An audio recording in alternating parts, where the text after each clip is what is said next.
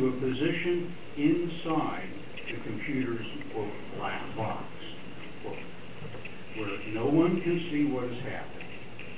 It is this displacement of normal democratic process, or black boxing, that is at the heart of today's problem of citizen distrust of electronic vote ballots. MERA has devised a plan for Michigan that we believe would resolve the problem of electronic machine security and restore public confidence that every vote counts. Very briefly, these are the main items in that plan, and I have a reference in the testimony to the full plan, which is available publicly at the MERA website, and the URL is provided. 1. Require random hand count audits by independent auditors in every county, with automatic expansion of the scope of audits that encounter discrepancies, anomalies, or irregularities, including statistical analysis of anomalies and clear authority to investigate pursuant to enforcement of election law. B. Mandate a revote if any audit finds a reasonable doubt that the outcome correctly reflects the intention of voters. C. Impose substantial penalties on vendors whose equipment fails an audit. D. Allow civic groups and political parties to register and train, quote, challenger election auditors to conduct their own hand count audits. E. Require a full recount by hand if the margin of victory is 2% or less. F. Mandate a revote if for any reason a recount or audit cannot conclusively determine the outcome. G. Revamp election security protocols to reassert the centralized authority of county election officials, to extend and refine the chain of custody for machines and ballots, to track blank ballots, to prevent programming access by any one person to voting equipment in more than one county, and require programmers to swear to the same oath as election officials. H. Make electronic election tampering a felony. I. Enhance the physical security of equipment. And J. Make it unlawful to vend, certify, or use any election equipment or program that is amenable to covert alteration of equipment functions. And for a full version, please consult the MERA legislative plan. That concludes part 1. Now I'd like to introduce part 2, our election laws enforced. Resolving the security problems of electronic voting and restoring transparency will require substantial changes in Michigan's election law. But even exemplary improvements in the law will not be sufficient to restore citizen confidence in elections unless the law is actually followed and enforced.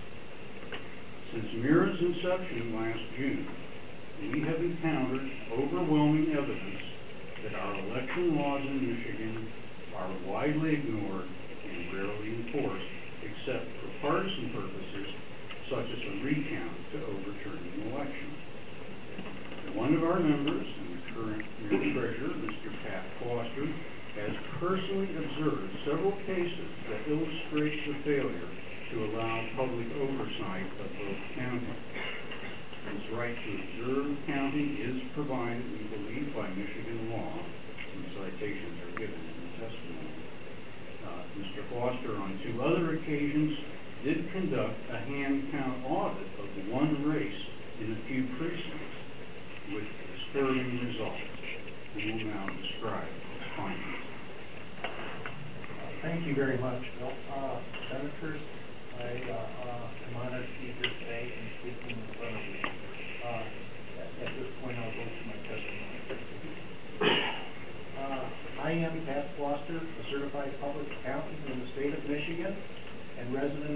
East Township in Allegheny County. I also serve as treasurer of the Michigan Election Reform Alliance, and as a member, I offer the following from my direct observations of election-related events during the primary and general elections in Allegheny County in 2006. Case 1.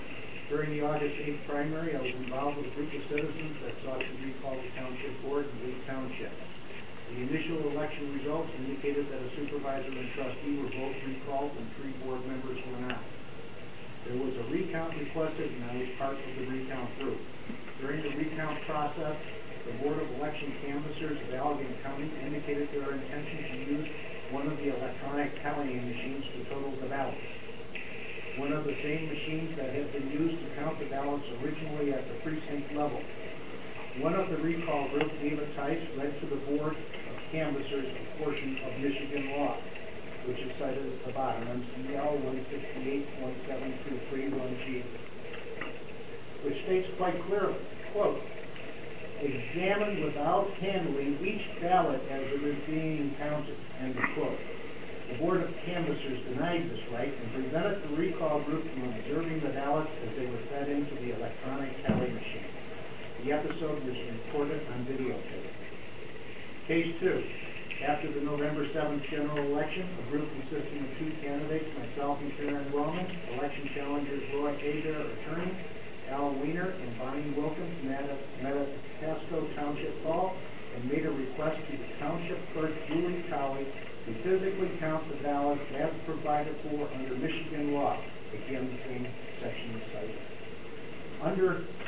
The clerk called the Bureau of Elections in Lansing and had Roy Abear read the code sections of the law to Peter Allegrini of the Bureau, the sections of the law allowing viewing and counting of the ballots.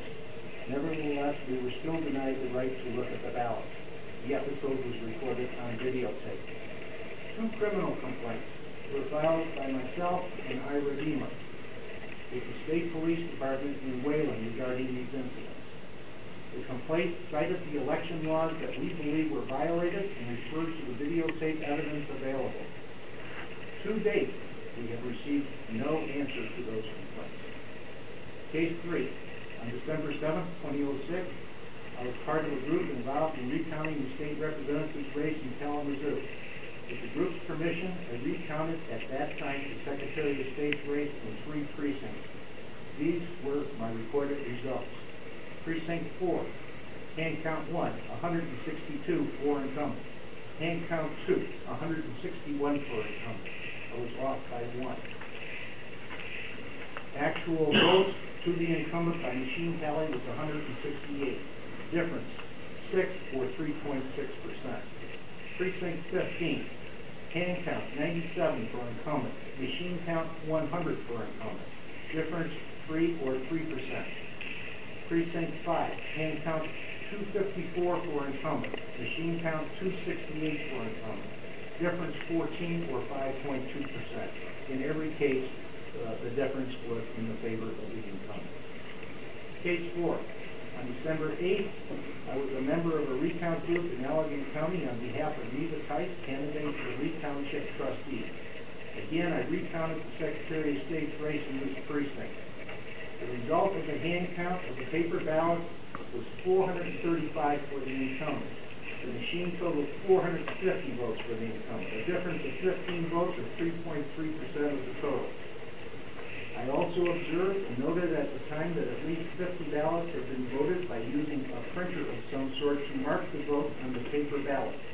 When I inquired about the automark machines in that district, I was told by Linda Reynolds, the Democratic challenger in that precinct, and others that voted that day, that the automark voting machine in that precinct had broken down early on election day and was never used. Both I and Ira Deemer brought these facts to the state police.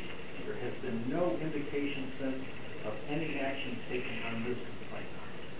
Thank you. That concludes my testimony.